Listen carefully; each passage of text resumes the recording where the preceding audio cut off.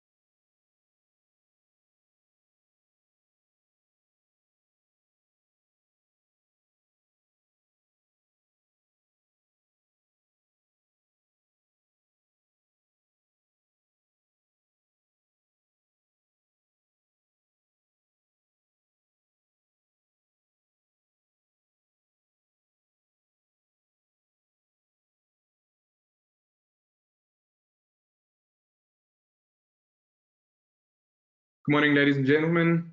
My name is Clayton Campbell. I am from the Onsite Group. We are hosting this webinar for you this morning.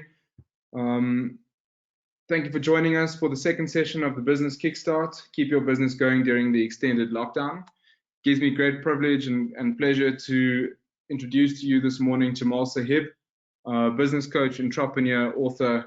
Jamal, thank you for your insights, and we look forward to this session with you this morning. And just a reminder to our guests that they're welcome to send us questions using the webinar program this morning. So please do that so we could pose those questions towards the end of the session. Jamal, thank you. Over to you.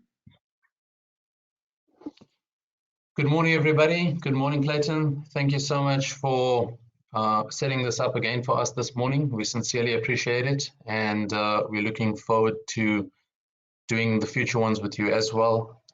To everybody on the other end of the line, thank you for dialing in this morning. It's an absolute pleasure having you guys and gals online. And this morning, I put together content for what I call Business Kickstart 2.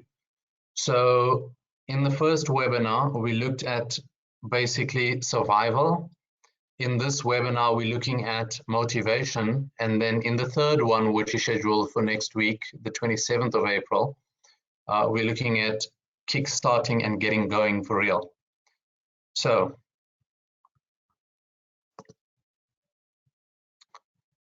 a brief introduction. So a number of you that are on the call today, it seems, were in the webinar with me a week and a half ago. For those of you that were not on the webinar a week and a half ago, my background is I am a process engineer that spent just under 10 years in corporate in one of the largest multinationals in mining in the world. I then post an MBA, moved into the entrepreneurship and business coaching space. So I own businesses in the retail space as well as businesses in the service industry, which between my wife and I, we run. And I also run a consultancy where I do business coaching and business consulting to work with other business owners to grow their businesses. So that's me in a nutshell. With respect to COVID, I've been following trends globally and have been working with business coaches from around the world and watching what's happening in their countries and how they are dealing with the current COVID-19 situation. Now, we know that some countries are ahead of us with respect to the time in which COVID is in their countries. And following trends for countries that are ahead of us and behind us, it's quite clear what's actually happening in different economies. The difference or the differentiator then becomes whether it's a first world or a third world economy and what initiatives are put in place by government to stimulate those economies. So we'll talk a little bit about that as we go through this discussion. The reality is that Italy has moved through the epicenter of their crisis right now. So they hit the epicenter of their crisis about a week ago, and it seems that they're moving through the epicenter right now. Last week, the Americans moved into the epicenter where we found that they had more than 2,000 people passed away in one day because of the virus. I'm really glad that we have a president that's putting the lives of our people before the economy right now. The reality is the economy we can fix, but lives lost we can't get back. So our president has done the right thing by locking down the economy. The impact has been massive on small, medium, and large businesses. The reality is we need to stay motivated right now, and then we need to be innovative around how we get through this into the future. So you will see that this is actually a nice picture that somebody designed and put out on the interwebs. Now, I haven't been able to find the person that designed this. I have tried, but I absolutely love this model. And you will find that what we've done in the first webinar is I've started to pull people out of what they call the fear zone. So immediately when the country was locked down or the announcement for lockdown was put in place, people immediately moved into the fear zone where they started to grab food, toilet paper, medication that they didn't need. They started to spread emotions related to fear and anger. People were complaining frequently. They were forwarding messages on WhatsApp and on Facebook and on Instagram and wherever they could. In fact, a lot of the information that was being shared was not true information. So a lot of it was fake. And in the discussion that we had in the first webinar, I started a conversation to say, guys, you need to stop forwarding information that's not relevant. You need to stop allowing people to send you stuff that's dipping your bucket. What I was doing at the time was starting a process to pull people out of a fear zone into a learning zone. So you will find that the last week and a half, most of us have entered the zone called the learning zone, where we give up control of everything. We stop trying to control how the kids exercise and how the kids eat and how much of time they spend doing each thing. And we start to identify our emotions and how do we really feel about this. But maybe it's not such a bad thing if the kids have some additional time off. Maybe they needed some peace and quiet. Maybe the world needed some time to reset. Maybe we needed some time to reset. And we start to evaluate the information around us before we spread it. We ask, is this true? Does 5G could it really be causing COVID? And we ask the questions before we start to spread information. And that's where we entered the learning zone. Now today, I want to take a pull and pull people out of the learning zone and into the growth zone. So from today until our webinar next week, we will now operate in the growth zone. And in the growth zone, we will be looking for ways to adapt to these changes. We will start to practice quietude and patience. We will start to learn from our different talents. So it is my responsibility as a coach in this country to keep people motivated with respect to their businesses, because I'm a business coach. So we need to stay motivated as humans so that we can motivate the people around us so that post-COVID, we still have the energy that's going to be required to kickstart this economy. Okay, so as you would all know, this is a foundational slide, and it's one of the 3 or 4 slides that I use really, really often when I coach teams. There are 2 types of people in the world. Yeah? Sorry to interrupt you. We just have, seems like your slides aren't showing. If you don't mind, if you just unshare them and share them again, so that we can make sure. There we go. Okay, let's try that. Yeah, thanks. Okay, so Perhaps. Sorry, so has everybody seen this one, Clayton? No, we only saw your introduction slide. We didn't see it progress. Okay, cool. So we're going to move to this model quickly. I'll spend just a minute on it and then we'll keep going. So this is the model I spoke of earlier, where in the first webinar, we were pulling people out of the fear zone into the learning zone. And in the fear zone, this is where people were sharing information that they were just receiving frequently. And at this point, I consciously said to the people around me, guys, we need to stop allowing people to empty our buckets. So delete the people that are negative, get out of the groups where they're sharing negative information. And you yourself need to look yourself in the eye and ask yourself, are you one of those people that are creating fear in other people's worlds, and stop that behavior?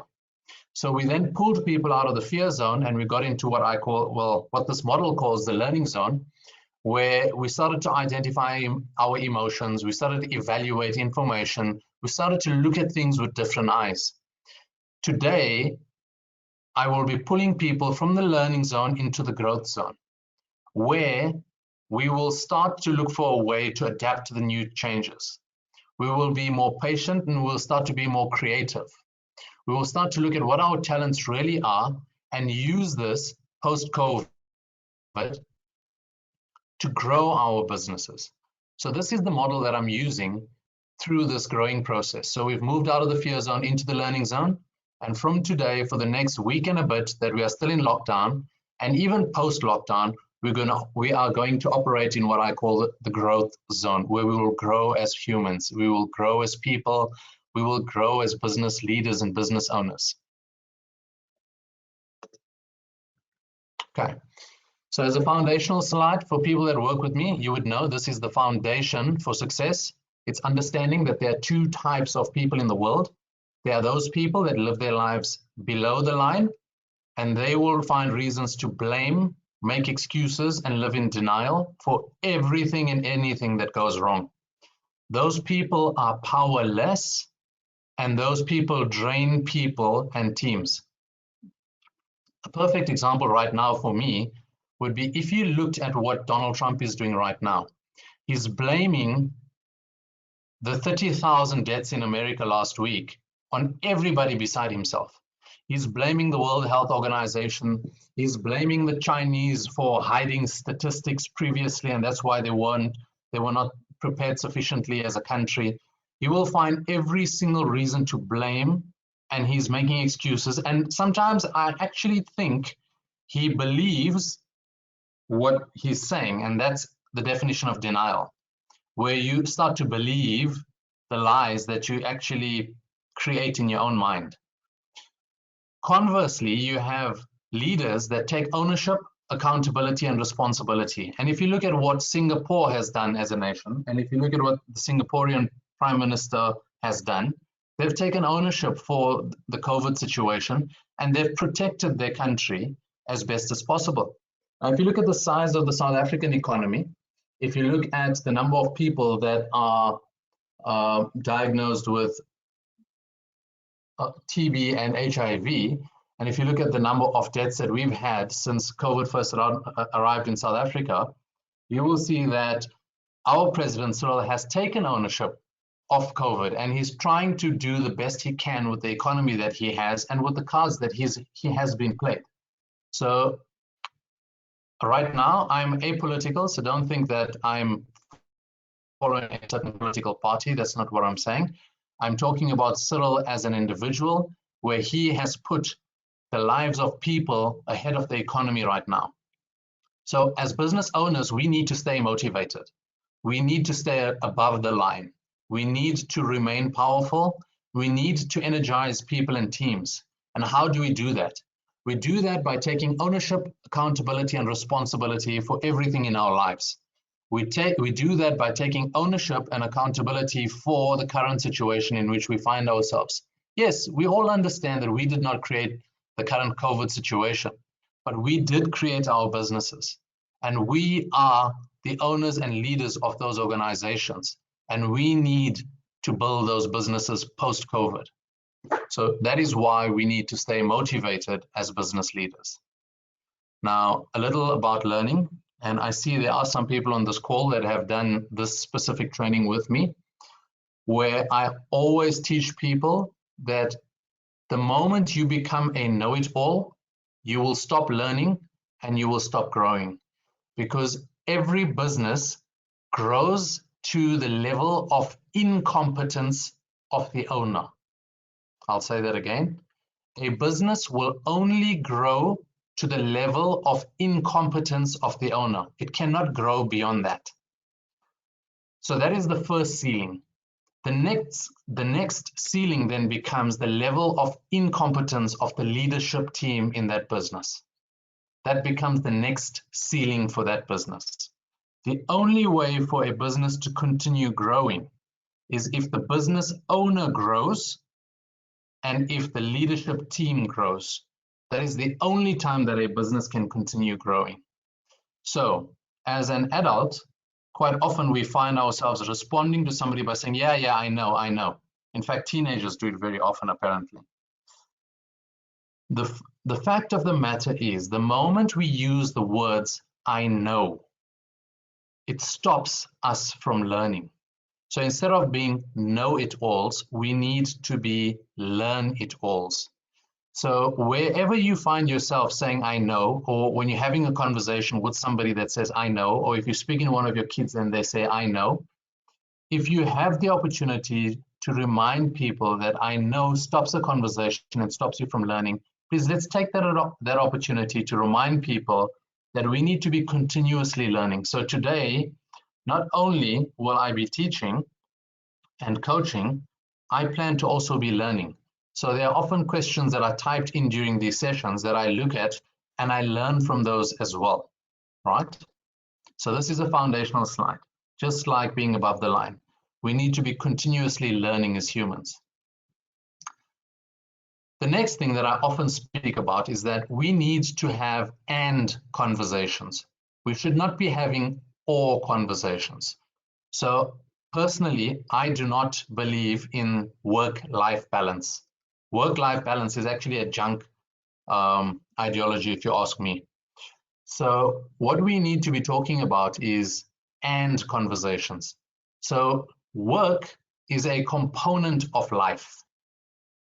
Life is made up of a number of things. It's made up of work. It's made up of family. It's made up of community. It's made up of self. It's made up of spirituality. There are different components that make up life. So we should be talking work and life. We should be talking work and family and fun. So we should be talking a fantastic career and a fantastic social life. Why do we often put one above the other? We should be having and conversations. So right now, we need to be looking at safety and health and keeping the economy going. So yes, many of us are in lockdown and we are at home to stay safe and to stay healthy. I'm challenging everybody to say, yes, we need to do that and we need to keep this economy going. Because the reality is, once the lockdown is uplifted, life is not going to, like a switch, go back to normal. Life is going to be different if you compare it to what life was like before we went into lockdown. The reality is that there are more people out there right now with COVID than before we went into lockdown. So the probability of getting infected is higher post-lockdown. So life is going to be different. It's not going to be the same. We're not going to be shaking hands and hugging the way South Africans usually do at the start of a meeting or when we see friends and family. Those things are not going to happen. So we need to be looking at how can we stay safe and healthy, yet we continue running our businesses in such a way that we can continue to keep the economy going. And finally, we chase as adults what I call light bulb moments. Adults learn through light bulb moments. So whilst you're in the session, when something comes on, when something switches on, when you have this light bulb moment as, why didn't I think of that? Oh, I should have looked at it from that perspective. Oh, that's a really cool idea. We need to write those down and action those, because that is like what they call a PhD. A PhD degree is where we shift the body of knowledge by a little bit at a time. And every time we shift the world's body of knowledge by a little bit, we end up with greater knowledge in the world. So similarly, as an individual, when you have a light bulb moment, you grow the size of your knowledge base. So please write those down and action them where possible. So for motivation today, I thought, what can I link, as I put content together, what can I link to people staying motivated? And motivated for me is remaining an effective human being. So the model that I will use today is the model by Stephen Covey called the 7 Habits of Highly Effective People. So in this model, there are seven habits that are practiced that make people highly effective. So we will go through this model and we will implement over the next few days as many of these as possible so that we can remain effective and that we can remain motivated and so that we can be ready and enabled to move forward into the post-COVID-19 world or post-lockdown world, because post-lockdown is not post-COVID, right? Okay. So in habit 1 of the 7 habits of highly effective people, we speak of a habit called being proactive. The first habit of an effective person is to be proactive. So in being proactive, we understand right now that the world is going to be different post-lockdown. So we need to be proactive and start to plan what our worlds will look like and how we will operate post-lockdown. So looking at the attendee list, there are people from various industries, and some of them that I can see are from the insurance industry, people from furniture retail, people from imports, people that run optometry practices, So there are people from different organizations that need to start to think about what will happen in a week and a half from now, when you need to open your business because you cannot keep your business closed forever. When you start to open your business, what will that business look like? How will it operate? Will people be sanitized at the door if you're an optometrist? And if they are sanitized at the door, are you going to allow your patient in together with 3 family members, or will the rules change that family members are not allowed in a waiting room to reduce the amount of contact to people? If you are in the insurance industry, are you being proactive around how you will set your meetings up into the future? In the future, will you be meeting clients face to face? Because it is a relationship is a critical component of many businesses. In the insurance industry, quite often you want to maintain relationship with your client because client retention is a function of 2 things. It's a function of relationship and results. If you maintain a good relationship with your client and you deliver good results for your client, the probability that your client will stay with you for a long time is high. Now, you need to be proactive and you need to map out ways that you can use so that you can maintain your relationship with your client. So we need to be innovative around this. If you are in furniture retail, what is the world going to be like post-COVID? Post-lockdown? So you need to be proactively planning and writing these things down. You need to be sourcing the face shields if you are in the retail space or in the service industry face-to-face. You need to be sourcing your masks. You need to be sourcing hand sanitizers so that your business is set up proactively for the day after lockdown is lifted. The second habit of highly effective people is that they always start with the end in mind. Stephen Covey actually says, begin with the end in mind. So when you look at your business right now, you need to ask yourself, yes, in the bigger scale of things, COVID is a small piece of the bigger picture. So when you start with the end in mind, if you are a real estate agent and you know that in the next 5 years, you would like to make 5 million Rand on commission, that is the end in mind. That you create a mental picture first of what that looks like. You then create a physical picture of that and you map it out in the form of a budget and a forecast of, if it's 5 million Rand over 5 years, how much of that 5 million Rand do you think you will make in 2020, considering the impact of COVID-19? And then how much of that would be, how much of the 5 million do you plan to make in 2021 and in 2022? And you look at the end in mind. And what this does is it makes certain that you do not lose hope. Because right now, if you look around you, all you'll see is the fact that as an estate agent, you cannot take people out to view houses, you cannot sell a property right now because, well, the probability is really low of you selling a property right now. I have had 1 or 2 clients of mine that are agents that have managed to get offers to purchase signed subject to viewing of the property post-lockdown, because right now the interest rate's extremely low. So they're using that as a tool to say, well, if you sign an OTP now, we'll throw this in. And if you like the property post-lockdown, then we can start the process. So if you look at the end in mind and you're looking ahead 5 years, you will realize that this period in time is actually not as big as it feels right now. So second critical habit out of the 7 habits of highly effective people is that you need to start with the end in mind. Understand, if you are a broker and you are selling an insurance product, what is your plan for 5 years and what impact does this have on your 5-year plan?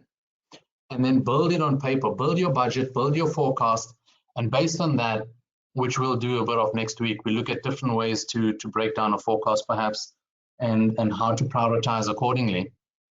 Start to understand that right now, this point in time might seem like a big thing right now, but in the bigger scheme of things, it's just a moment in time. Habit number 3, Habit number 3 is called put first things first. What they actually mean is prioritization. So being at home or being in lockdown, quite often we find that our roles have changed. So you might be a business coach, but suddenly find that because you're at home, you are helping out as a school teacher for grade 5. So we need to understand that we need to prioritize our days. Right now, we understand that we have commitments to our kids because they need to be schooled at home in the meantime. And homeschooling is actually quite a bit of work. But we've prioritized in such a way that we understand between 7:30 and 9:30, we set aside 2 hours for homeschooling when the kids are fresh. Between 9:30 and 12, we get important work done for our various businesses. Between 12 and 1, we have lunch as a family. Between 1 and 3, the kids get going again with schoolwork, and we support and facilitate where needed. So this means put first things first means prioritize. Focus on your highest priorities first. And here I recommend that people spend the day, half an hour every day planning their next day. So on a Monday afternoon at 4:30, you should spend half an hour planning what your Tuesday looks like. So if you have 6 or 7 items that are key and critical for Tuesday, prioritize them. Map them out, prioritize them, understand which ones will be done at which time so that you can get all of them done on the day that it needs to get done. So here I recommend a book. So if you have a pen and paper, there's a book called Eat That Frog. Eat That Frog. It's a book about procrastination. And in the book, basically what they speak about is if you need to prioritize, quite often you need to take the most difficult task for the day and get it done early in the day. Because if you need to eat a frog and if you eat it in the morning, then the rest of the day just gets better and you can eat other stuff that's not as bad as eating a frog. So if you have some time for some reading, Amazon, you can download the book on Amazon or you can listen to it on Audible. I think it's a really good book to read right now, and it's called Eat That Frog. So habit 3, prioritization. Habit 4 is thinking win-win. Effective people always think win-win. Now, in my world, and I do expert negotiator training, I always say that negotiation is actually looking for win-win. That's what negotiation really is. Because quite often there's a point in a negotiation where both people or both parties would be happy. So let's use a simple example.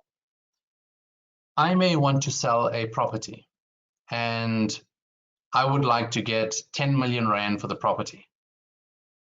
So that is the point where I'll be the most happy. Somebody may want to buy this property for me, and if they manage to get this property at 8 million, that would make them extremely happy because they would have gotten a bargain. However, even though I'd like 10 million for this property, there is a number less than 10 million that I would be willing to take to conclude a good transaction. Maybe that number is 9 million. And the person buying the property that would love to pay 8 million for it because then they received a bargain might also be willing to stretch to pay 9 million for the property. Now at 9 million, we would find that there is what we call a contract zone. And we can do a deal that would be win-win because I would get my 9 million and I'm okay with that. And the person buying the property was willing to pay a maximum of 9 million and they're okay with that. Now, if I was not thinking win-win and I was hard fast with, yeah, I want 10 million, and the person looking at buying the property was willing to move to 9, we would not find the contract zone and the transaction would not happen. So it would not be a win-win scenario, right?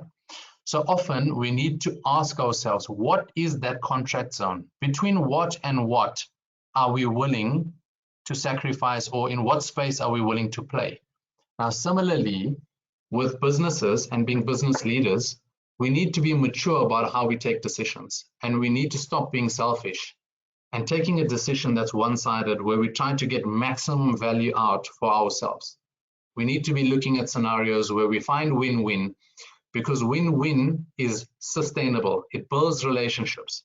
And the next time I would like to do a business transaction with somebody where we found a win-win space before, the probability of us doing another business transaction is higher versus a scenario where I was thinking one-sided and I forced a buyer into buying something at a price that only made sense for me.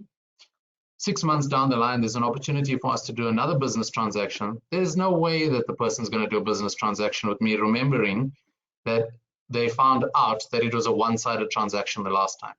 So if you want to be a highly effective person with a long history of being a great business leader, then you need to be thinking win-win.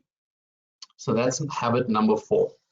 If we think win-win right now with our staff, if we think win-win right now with our shareholders, if we think win-win right now with our landlords, if we think win-win right now with our suppliers, and we manage to convince them to think win-win as well, we will be able to stay motivated, we will be able to keep our businesses alive right now, and we will be able to survive post-COVID.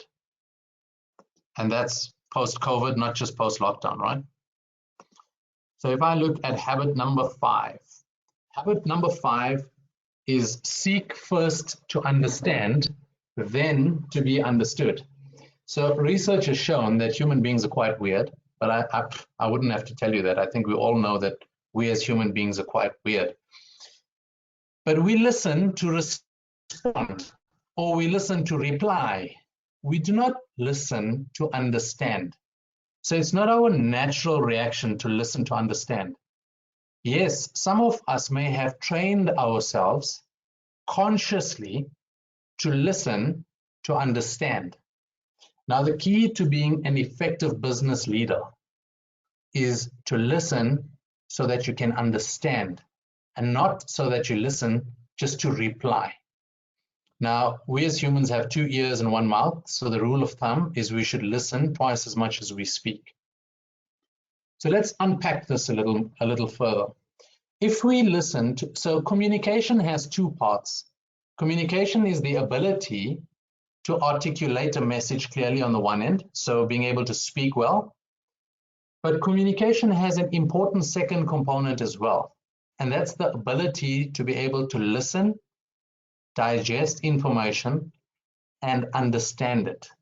Now, as humans, when we speak of communication, we only think of speaking clearly or speaking well. We need to teach ourselves, we need to teach our kids, we need to teach the people around us that they need to also learn the skill of listening to understand.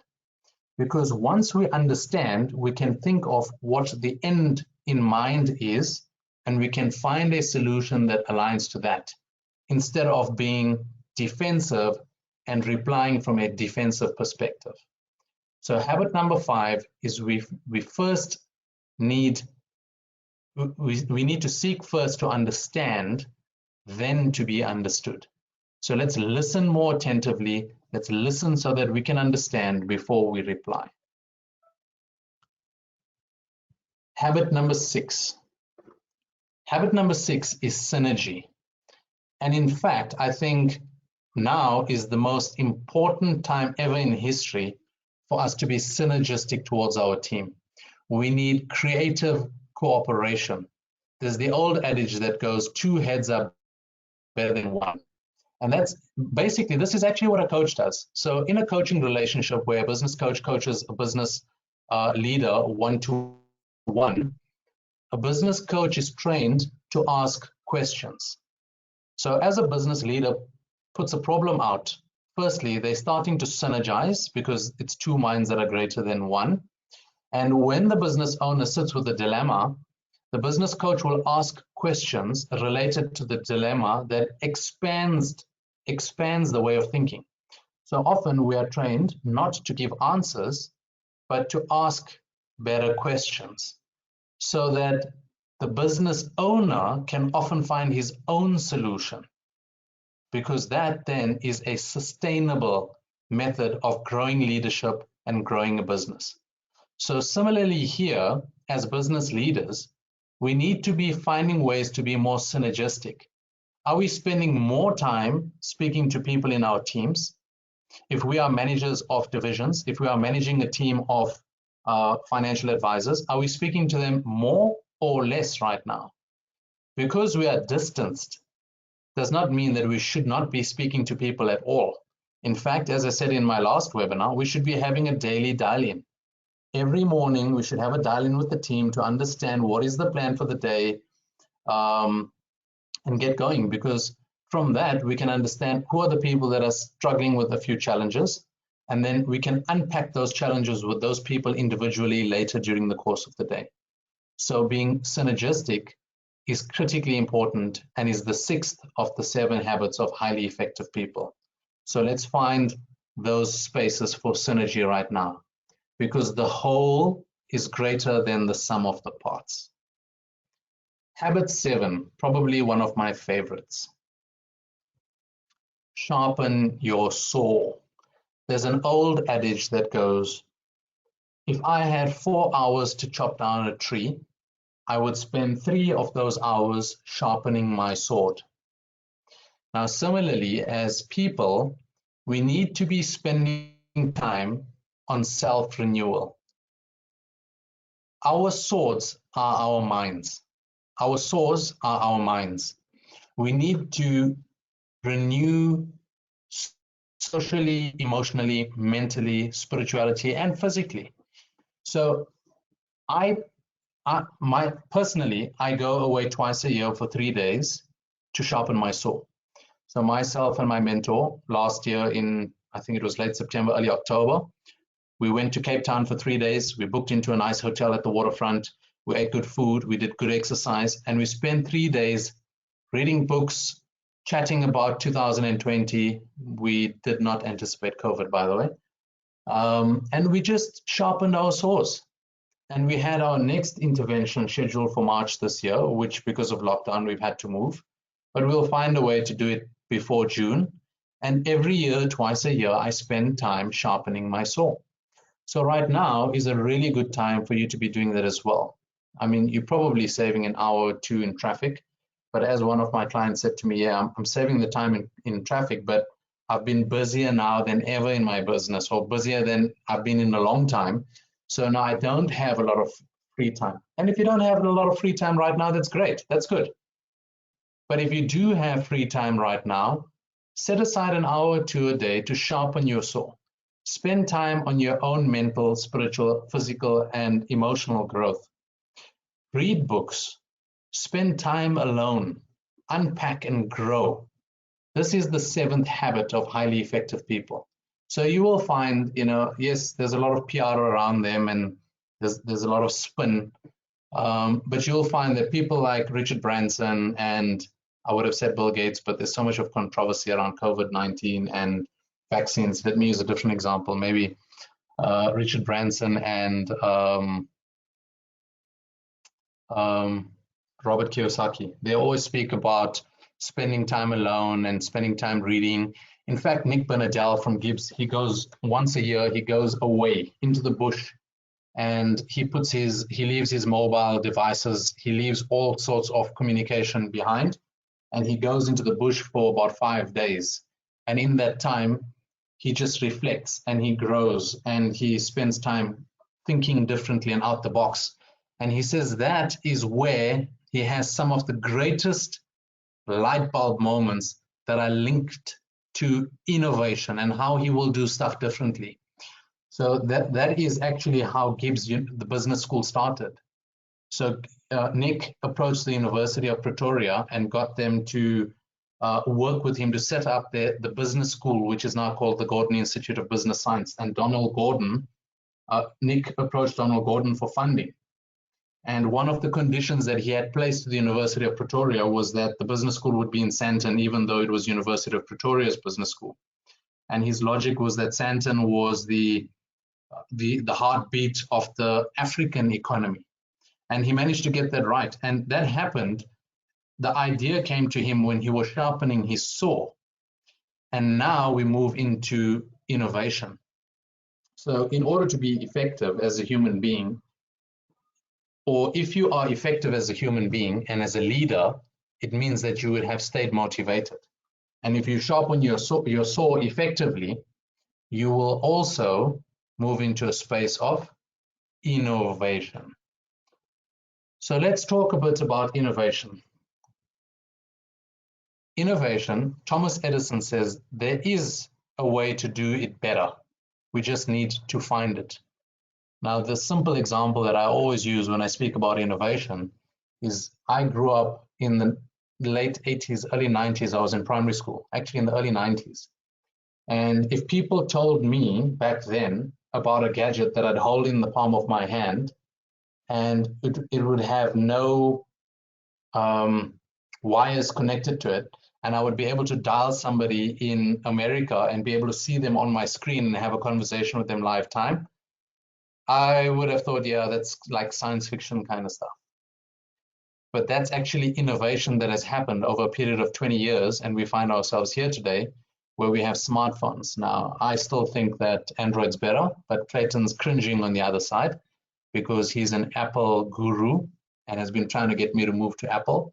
But the Apple smartphone, the Apple iPhone, was the vision of Steve Jobs, who said he would put a computer in the palm of people's hands. And that was innovation that came out of being effective as a leader in business. So what is innovation? Innovation happens when someone improves on or makes a significant contribution to something that has already been invented.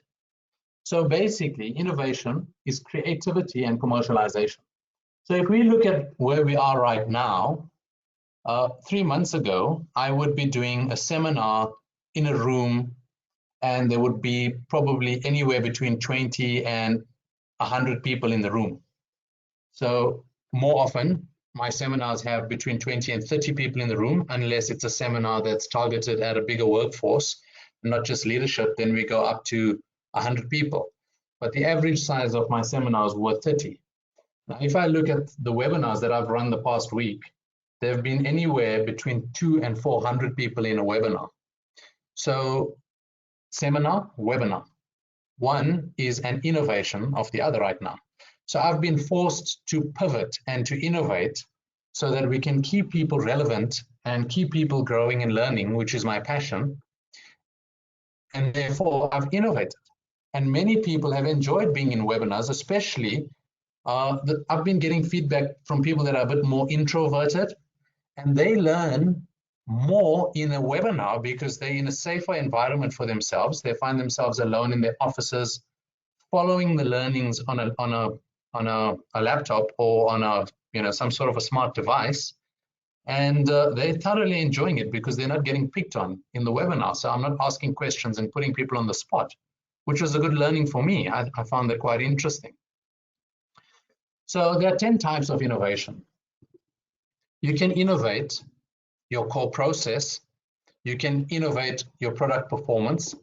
You can innovate product systems. You can innovate services. Take the taxi industry as an example. The yellow cab taxis versus Uber. Uber is an innovation of a service, right? Channel innovation, brand innovation, customer experience innovation, networking. I mean, you have networking events, Cheese and Wines, BNI. Many of you on the line now might be members of a BNI, which is Business Networking International. There are various networking opportunities that can be innovated. I see BNI is now moving online, so they have a BNI online. They've been forced to innovate because you're not allowed to have a BNI meeting with 30 or 40 people in a room telling everybody what business they are into and looking for leads. And you can innovate your entire business model. So from doing seminars, you can start doing webinars, and from doing one-to-one coaching in person, you can do one-to-one coaching via Skype, Zoom, Microsoft Teams, etc. And these can become they can be enabling processes, or they can be core processes. All can be innovated. But the starting point is conscious awareness. You need to consciously be aware of the fact that you need to innovate and pivot right now, right? Okay. So some types or some examples for types of innovation, you can have innovation of process.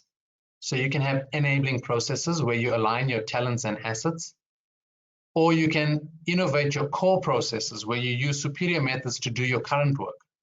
So you might have work that you are currently doing.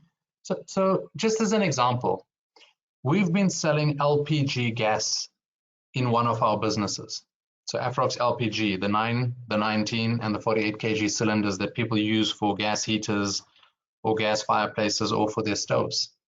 Now we've innovated a core process because previously people would come in, they would place an order for gas, they would swipe a card or pay with cash, and we would deliver gas the next day. We've innovated that core process completely, and we've set up a website where people dial in to our website, they select the size of the bottle, they type in their address, and they pay with a card. So we integrated with Pay Fast now. We immediately get a notification saying that Joe Soap from stand 5054 at Midstream Estate has ordered a 48 kilo gas cylinder and they've paid for it. And within 24 hours, we deliver your gas.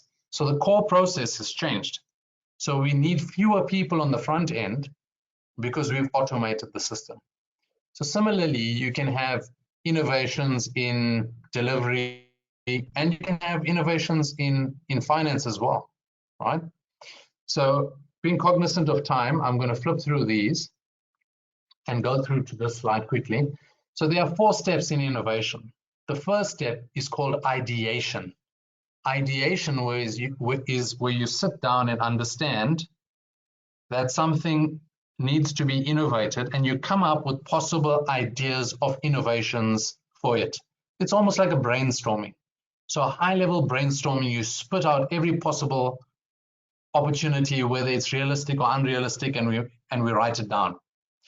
Step 2 then becomes identifying valuable and viable ideas. So from that, we narrow down, we would have probably spat out 100 ideas and written those down. Some of them might be pie in the sky and unrealistic, but from the 100, we might narrow it down to 30 that are valuable and possibly viable ideas. From the 30, we then identify 10 where we create prototypes and products to test. And from that, we might implement 1 or 2. So there are 4 stages in innovation. The most critical of those stages being ideation. It's number 1, the realization that we need to innovate. And number 2, it's then coming up with any possible idea that could work as an innovation to solve the problem, no matter how wide you're thinking or how pie in the sky it might appear at first. That is the most critical stage in innovation. And then finally, before we move into a few Q&As, I'd like to leave the last 5 to 7 minutes for Q&As. These were previously reasons why people did not innovate. When people were asked, why do you not innovate? Their answers have been categorized into these 7 balloons. Usually people didn't innovate previously because they found that they didn't have the time or money to waste on unproven ideas. Now, the reality is right now we have the time because we are in lockdown and it's not business as usual. So more often than not, there are people out there in our teams that have time available so that they can be looking at innovative ways of doing stuff and simplifying processes. The second reason that people did not innovate previously is they said, yeah, we did an innovation workshop once and nothing happened. So now you can be innovative about the way that you even do your innovation workshop because you can do it through Skype or Google Teams. And you need to take it more seriously because innovation is required right now. The third reason people didn't innovate a lot previously was they would often say, why risk it when we are doing fine? Now, many businesses are not doing fine right now. So if you, maybe if you're a supermarket, you're okay. But many other businesses are not doing fine. And they need to be innovating right now to find ways to do things differently, more cost effectively into the future so that they can stay alive. So the point that I'm trying to make as I wrap up is that often there were reasons why we did not innovate. And most of those reasons now are null and void. We therefore need to take innovation in our businesses more seriously right now. And the starting point for innovation is ideation. So we need to spend time being synergistic with team members, because 2 minds are better than 1, 10 minds are better than 2. We need to be synergistic, pull teams together, get an ideation process going so that we can start to innovate and stay positive during this time. So that on the other side of the lockdown, we come out, we are proactive, we find win-win scenarios, we are motivated to keep our businesses alive, we are motivated to post this, grow our businesses into the future by being innovative.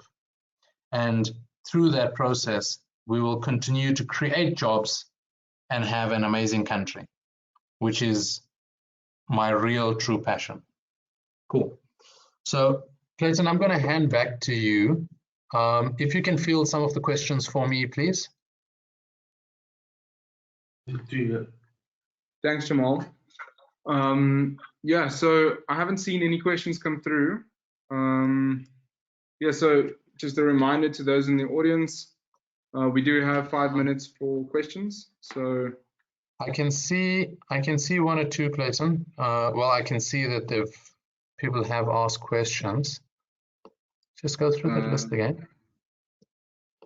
There's nothing on my side. The questions that I have here was with regards to the slides earlier at the beginning of the webinar. Okay, 100%. I can just see that questions were asked. Okay, cool. So we've got 3 or 4 minutes. That being said, we're currently building the content for next week's webinar, which is planned to be probably the biggest of the webinar series that we're running. The link for that webinar will go out. Oh, it's actually gone out already. It's for the 27th of April. So if you have not registered for that webinar, please remember, there are only 500 spots that the hosting platform allows. So register rather early than later. And we look forward to working with you guys and staying motivated and adding value in whatever ways we can. If you do have questions, you have access to our email, please pop us an email and we'll try and respond to your questions where needed. If you'd like a recording of the webinar, please let us know. We'll send you a recording of the webinar. And finally, all the best. Please stay motivated, stay positive. In the bigger picture of things, COVID-19 is just a component of the larger scale of life. So please stay motivated and stay positive, because as a leader in your home, as a leader in your business, as a leader in your community, as a leader in society, we need you to stay positive. We need you right now to innovate so that we can pivot into the future, because it is only us that can shift this economy, that can grow this economy, that can create the jobs that are needed by South Africa right now and into the future. And we are the people that can make a difference. So thank you so much for joining us this morning, and we will see you on the webinar next week. Ciao. Thank you, everybody. Have a good day.